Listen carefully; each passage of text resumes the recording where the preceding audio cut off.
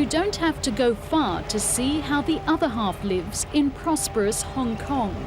Take a sampan through the Aberdeen storm shelter and you'll find the fishermen who struggle to survive.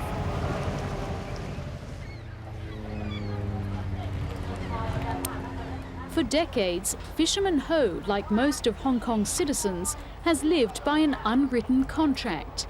He catches the fish and earns a living, while the government subsidises his housing, education and medical needs. But lately, that contract doesn't seem so fair.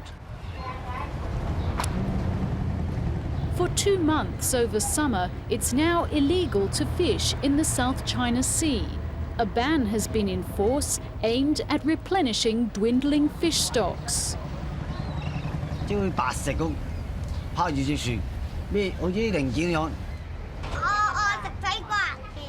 Deep sea fishing has become an endangered trade thanks to more pollution, land reclamation and cheap imports.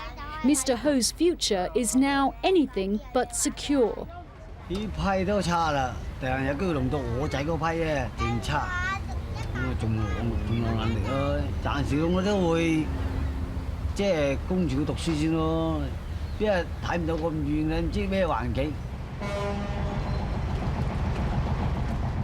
Like many in Hong Kong, he feels his standard of living slipping because Hong Kong is being run by and for a select few, and he's not one of them.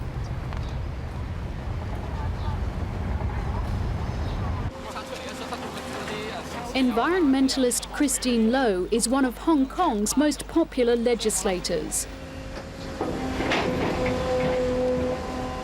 Today, she and her fellow legislators are on the site of Hong Kong's old airport to scrutinise a massive decontamination exercise so the land will be safe for future development.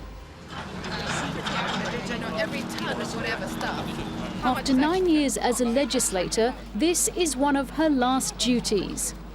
Christine Lowe is one of 3 councillors quitting politics because she believes Hong Kong's post-handover political arrangement doesn't work. Today, there is a deliberate attempt to make sure that things are not moving forward, that the executive authorities is trying to really cramp the style of the legislature. Though she's an elected politician, she can't translate into action the demands of her voters, because power lies not with elected politicians, but with an executive in the pockets of big business. Executive authorities today seem to listen to business just more than everyone else. They don't regard us as partners. They don't regard us as anything except people to overcome.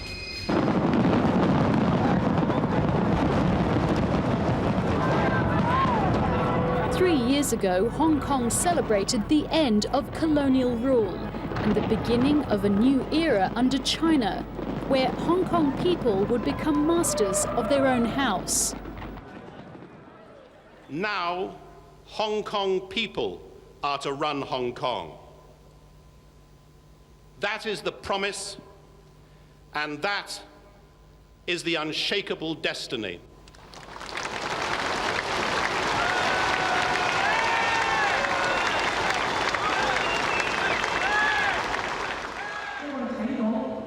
The promise of self-rule within a communist system was hailed as a triumph, and Hong Kong people were told they could look forward to the gradual introduction of democratic elections and a legislature which by 2008 could be fully elected by universal suffrage.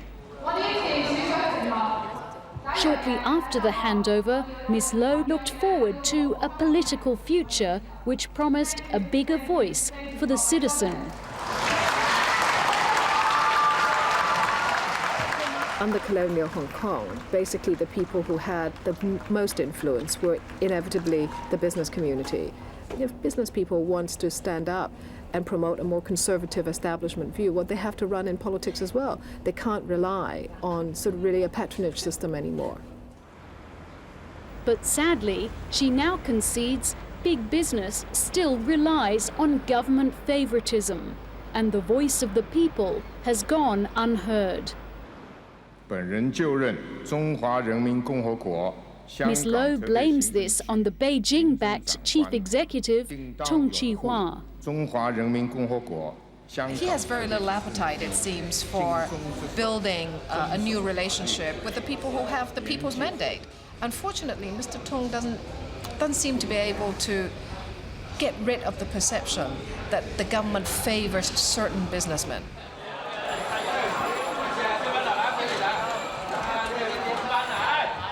The 1997 handover also marked the end of an incredible 40-year economic boom. Hong Kong was hit by the worst economic slump in a generation, brought on by the Asian financial crisis.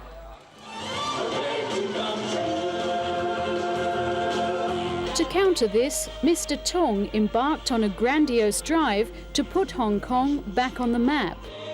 With generous incentives, Disneyland was lured to the territory's already packed shores.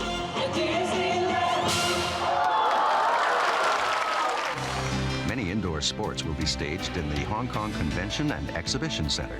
And though Hong Kong is hardly a nation of athletes, it's bidding for the 2006 Asian Games as a confidence-boosting measure. Commentators like Steve Vine say Mr. Tun has been driven by Hong Kong's wealthy business tycoons out of self-interest. Well, Mr. Tun, of course, is a Hong Kong tycoon, and people don't forget that. I mean, he comes from an old Shanghainese family, a wealthy Shanghainese family, which were part of the inner tycoon circle. And his whole body language is what I call Hong Kong tycoon body language. You know, he looks like an old Chinese company boss, and guess what? He was an old Chinese company boss. Though the public may not be happy with its leader, the Beijing government is colluding with the tycoons to ensure he stays. Hong Kong's richest men recently paid a visit to Beijing to lobby on the chief executive's behalf. The tycoons included Mr. Tun's personal friend, influential billionaire Li Ka-shing, and his son, emerging internet mogul Richard Li. While international investors view Hong Kong as a free trade centre with institutions ensuring fairness and competition, Mr. Tun's actions appear to ignore these. In a bid to spearhead Hong Kong's drive to become the Asian leader of the new economy, the government signed a multi-billion-dollar deal to build a high-tech complex, complete with luxury apartments, in a development called Cyberport.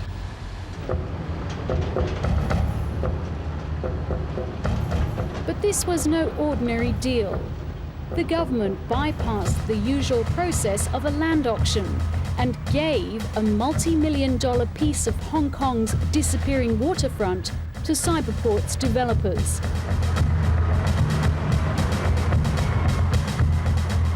The company is Hong Kong's leading internet and telecom player, Pacific Century Cyberworks, or PCCW. Its founder and chief shareholder, Richard Li, son of billionaire Li Ka-shing.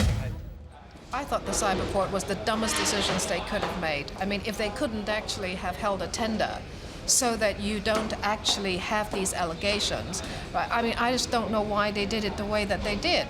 Now, when you say, which they have by developing Cyberport, that they're going to kickstart the high-tech industry or develop it, and then you give that initiative to a member of the Li family, the most powerful business family in Hong Kong, you're sending two messages. One is that the government is directing industry, and the other is that it chooses as its vehicle for doing this the most powerful business family in Hong Kong. Companies under the Li flag already dominate the landscape, from supermarkets to mobile phones. Li companies account for 30% of the share market. Would Pacific Century have been awarded this project if Richard Li hadn't been a family friend of the chief executive? I think it's the idea that was so special. I think that that was what attracted the government. Not connections. Not connections. Do you think the Hong Kong government favours certain tycoons? I don't think so. I don't think Hong Kong doesn't work like this.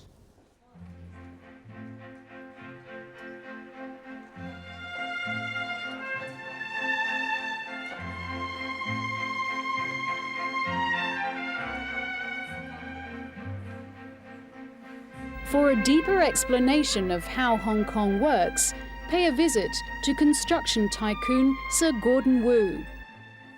Sir Gordon's theory, shared by many tycoons, is no tax, no say in how Hong Kong is governed. This is the 30% of the people who pay tax.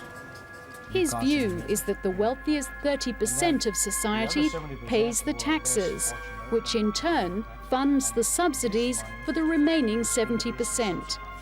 But give this 70% a greater share in the running of Hong Kong, say the tycoons, and it's a recipe for mob violence and economic ruin.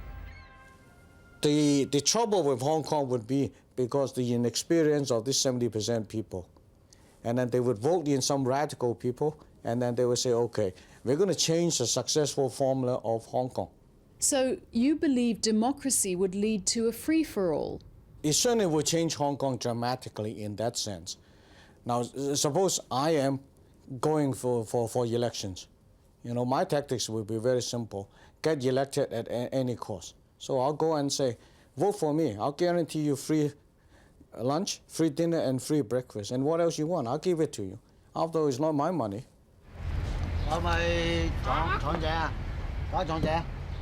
Fisherman Ho doesn't want the welfare payments tycoons like Gordon Wu says he'll demand if given the chance.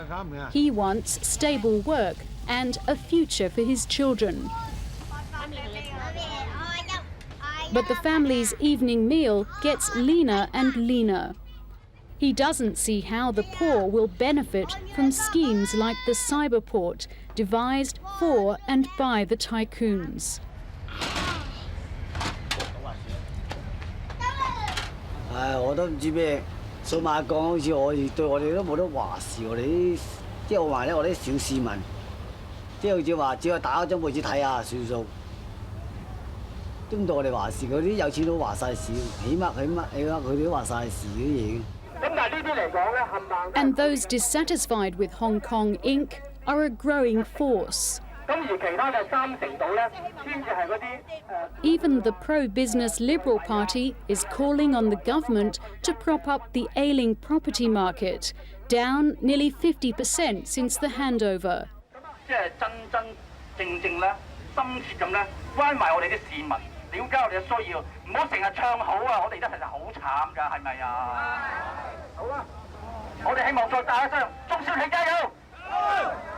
Many who bought property before the handover are now paying mortgages well in excess of the value of their homes. Some will pass the debt to the next generation.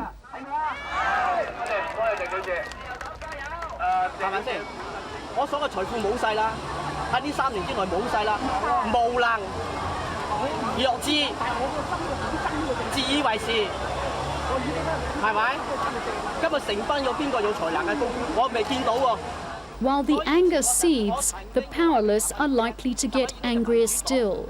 This is not what the new era promised. In some sense, we're still in the third world, because I think the real difference between the first and the third world isn't what you look like, you know, isn't about how much money you have. It's really the human development. Do you understand the consequences of your action? I mean, this is a ridiculous notion that you can somehow have a more sophisticated economic society and a positively primitive political autocratic system, and that's what these people believe in. And if they carry on like that, what they're doing is building up an enormous bottleneck of discontent which will erupt.